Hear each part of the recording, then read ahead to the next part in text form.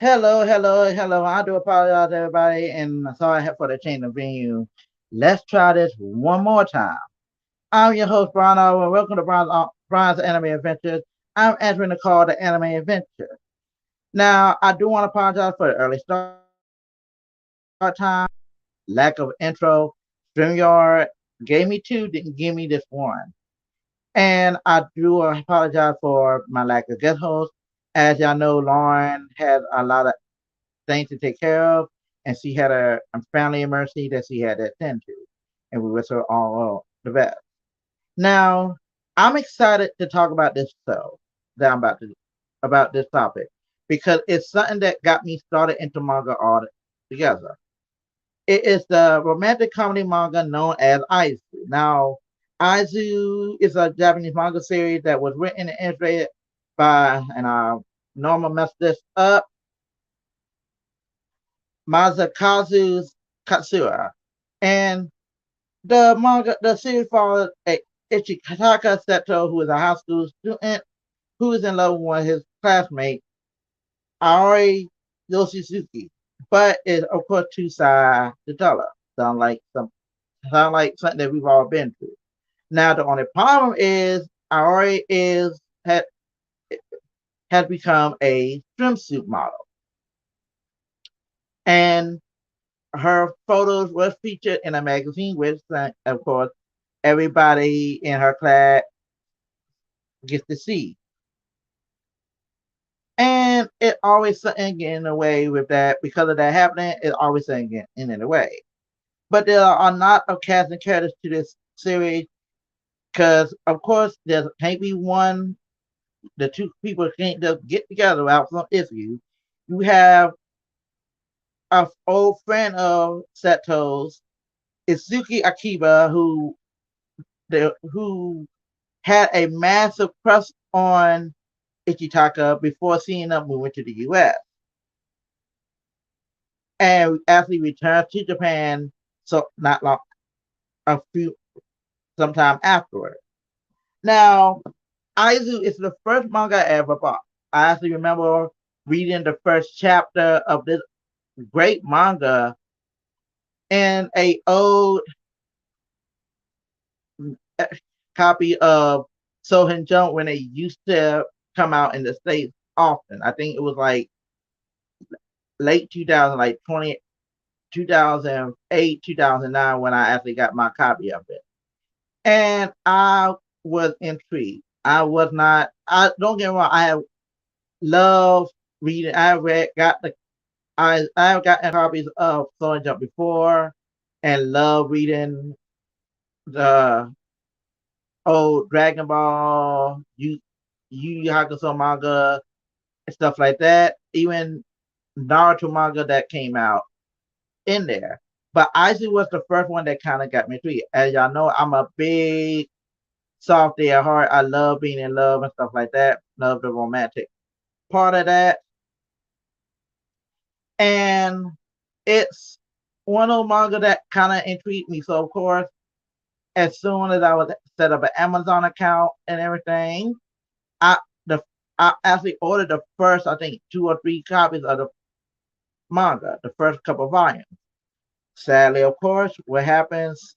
Life happens. I end up moving with my ex, and things happen, and they got lost. And I actually tried to find the original manga, the first one I had, and kind of hard to find. So there's that. But what got me intrigued by it's not just the it's the first manga that I had ever heard of that does not have a whole lot of action. It's literally a easy to read romantic comedy manga that you feel bad for Ichitaka. You feel for him because you may have been through something that he's been through. Me being who I am, I was always the guy in high school, middle school who had a crush on the girls that I never could handle, or the ones that never paid me any mind. We've all been there. And reading the manga, what chapters I did get a chance to read, and seeing the anime, which I'm gonna talk about shortly, was comforting. It made me feel alive.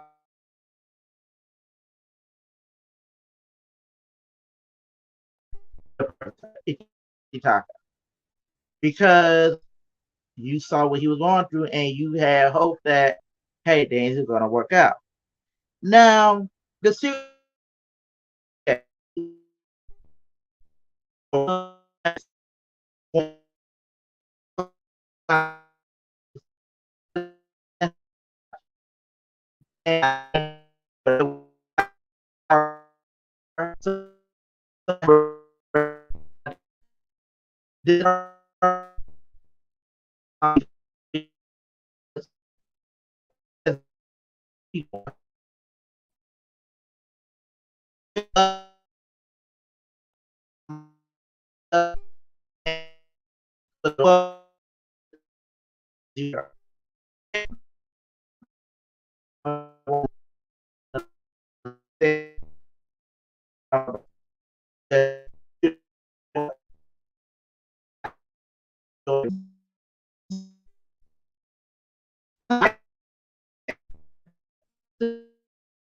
drama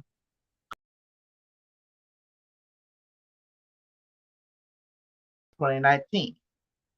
And I'm so mad because I would have loved to seen it. I actually found the intro, the opening to it, and it is. If you get a chance to find an English sub, please let me know because I would love to see it. I actually love the music from it, and it is one of those very few live action series that I actually wanted to see and could not get the chance to watch because I didn't know it existed until I did a research for it. Now, of course, Aizu had, believe it or not, a PS2 game that came out of Japan called Aizu Here. And I had no clue, and I didn't get a chance to look up the game. So, and of course, because of our issue with copyright, don't have any clips of the game nor the music because, of course, last time I tried to play music on my soul, it got copyrighted just like that. It happens, and I'm not taking no chances. But it's one of those. But there are a lot of real games with the characters in it. As a matter of fact, there's a game called Jump Ultimate Stars, which is a fighting game. That came out on a Nintendo DS, and it features Ari, Itsuki, Ichaka, and Izumi. Izumi being Ichitaka's best friend, as support characters in this fighting game. And I heard about a lot about Jump Ultimate Stars and Jump Superstars. It is a good.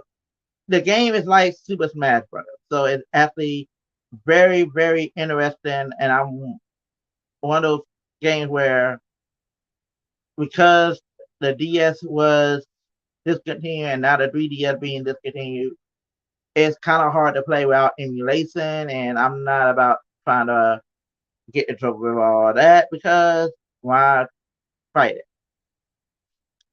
Now there are a cast of characters, but I must go to a commercial break before we get to the cast of characters for this show.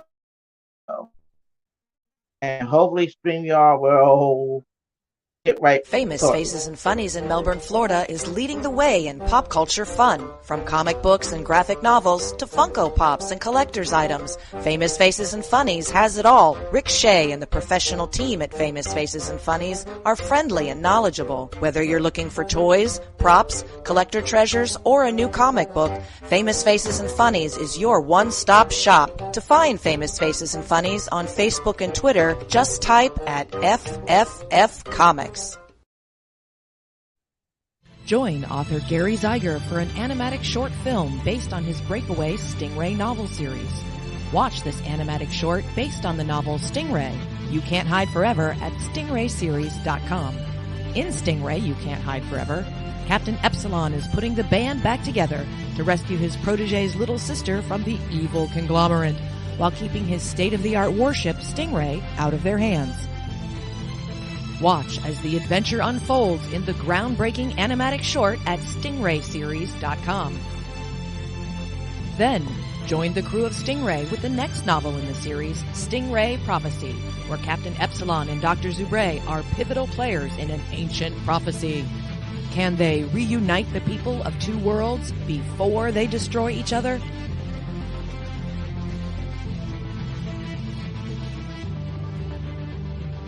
To learn more, visit stingrayseries.com. And we're back. Now, to those who are just tuning in, I'm Brian Lauren, and today on Brian's Anime Adventure, we're talking about the manga and anime series Aizu. Now, before somebody says anything, why is it just I, colon, comma, S? What would be pronounced eyes? Well, every time I've looked into it, I've heard it pronounced Aizu. That's how they pronounce it as in Japan. I'm going to do the same, but it can be pronounced eyes as well. But actually, it's pronounced eyes. So Aizu, eyes, same difference. Just go with that. Trust me on this one. It makes sense if you think about it. Now, Aizu has a list of characters.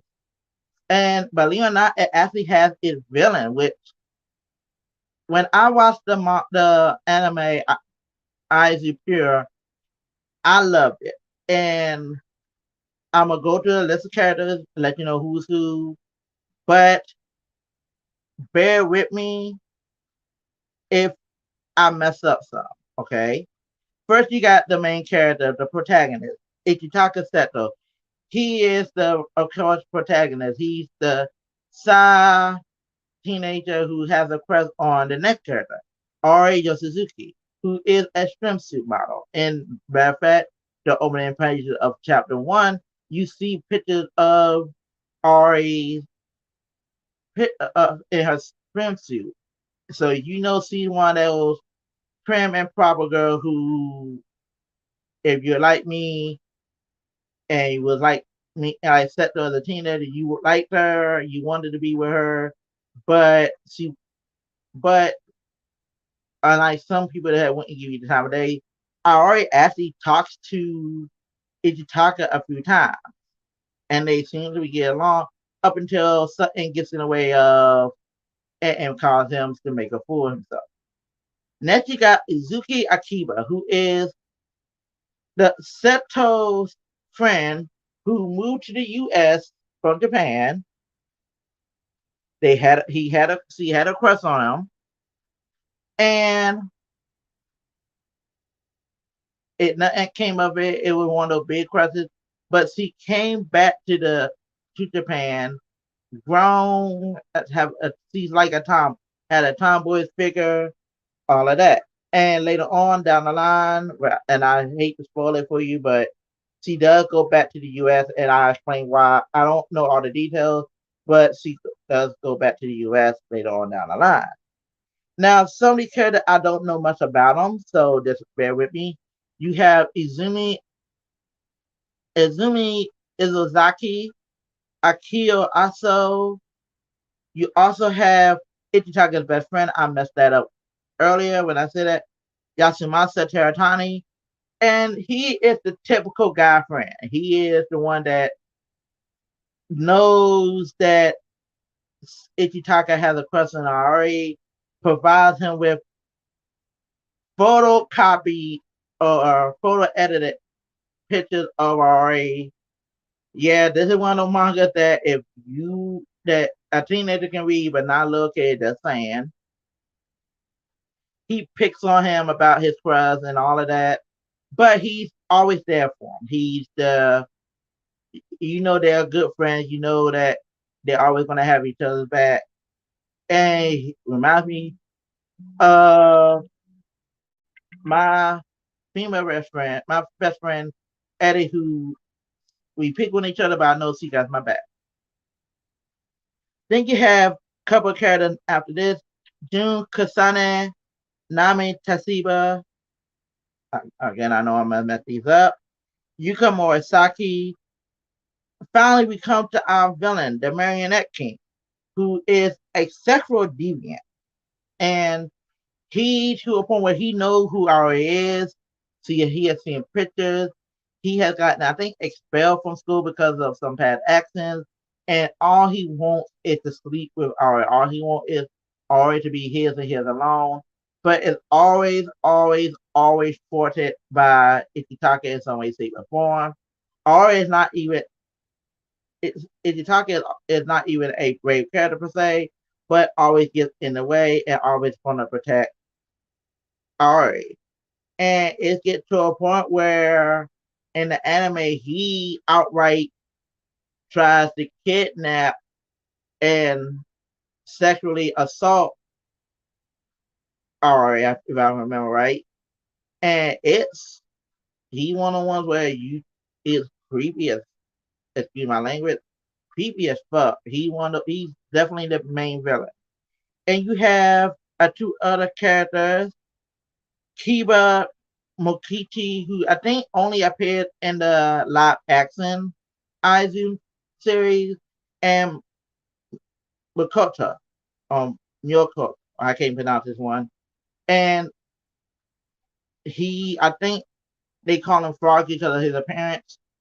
It's one of the things where he actually looks amazing. He actually is, and sorry for moving this around. You actually get to see something different for a change. He's actually, I guess you could say he's there we go. He's actually definitely the villain or the henchman, how you want to call it. But he one of the characters that I'm actually looking forward to learn more about. Now, as for the music, as y'all know, music has always been my love language. I love music altogether. I actually plan on getting a tattoo soon because music has always been a part of my life. I love listening to music, and this is no exception. There are there are a total of three songs deal with ice. Retari no Eyes, with or says I Will Follow You, and Chisana Subasa, I For You, which appear at the opening and the theme to Eyes Pure. Both of them are beautiful songs. Chitari Subasa is more upbeat, but Retari no Eyes is you can tell it's one of those beautiful romantic songs that you could enjoy and sing along to. It's definitely one of those more or less beautiful songs I enjoyed listening to both. Now, the one oh my God, I'm kind of glad I found this song because I've been listening to it on my walk from work ever since I downloaded it. It's called Yesterday by Migiwa Takizawa. It's from the ISU live action. And oh my God, if it's not beautiful, and I do recommend you find the opening to that Eyes live action. It is the opening is amazing, and I wish I could watch the series itself. Unfortunately, I've looked up sites, and I'm not about to fight with any of that. Just saying. Now, it's so much I could talk about with this series. It's so much. Like I said, I grew up watching this, reading this series as a kid, as a adult. I would buy the Sohan Jump and hope that they would post more chapters of it just so I can keep reading. And again, it's one of the mangas that I first bought, which is amazing because I actually enjoyed it. And I actually, they have released the DVD. I still say that. In the US, it's going to be hard to find, but I am hoping to find it soon. And again, it's one of the manga series that you can enjoy, and I will recommend that you enjoy it. Take your time to read it. It has barely any accent. You'll root for Ichitaka. You'll cringe when he makes a mistake. You'll hope that you'll just chill, boy. And at the same time, wonder how can you be so stupid. And it's one of the theories that can be adapted into for a U.S. audience. By all means, it's a typical love story that I would love to see adapted for U.S. audiences, and they cannot make a mistake with this one. You hear me, Netflix? Unlike I did with the Death Note live action movie, you can do this one Netflix without making a mistake, and I will volunteer to be in this one. Just saying, a typical love story where the actress, the protagonist is a side teen, and his love interest is his same age and is a supermodel, and you can't mess this up. It's been done 1,001 times in different teen movies and teen dramas. So that's not even funny. Degrassi has done it. What else? You had who else? The OC has done it. One Tree Hill, Boy Meets World. Yes, I'm taking it back to the dang on 90s. Dawson's Creek has done it. Y'all have done it with your own teen drama series from the Kissing Booth, which, by the way, Joy King is there's cute in that series, by the way they're saying. But you cannot mess this up.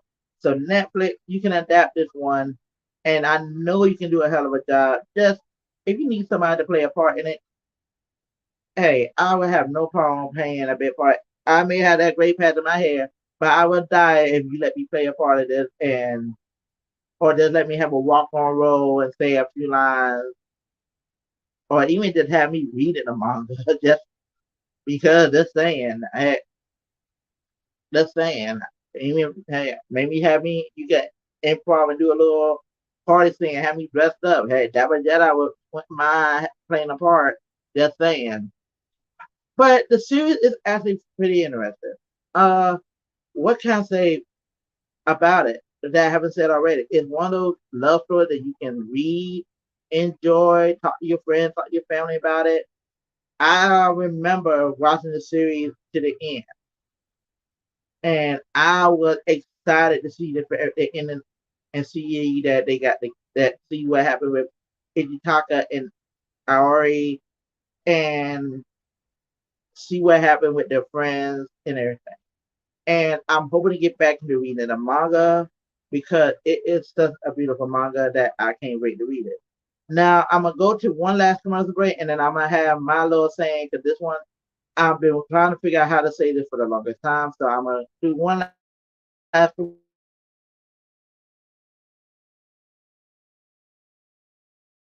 and then I'm gonna say.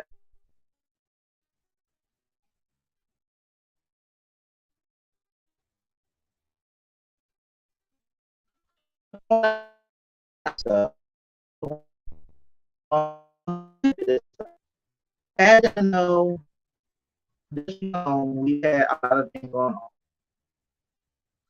We had a Houston over in Texas that I've been struggling with how to say what I want to say to get my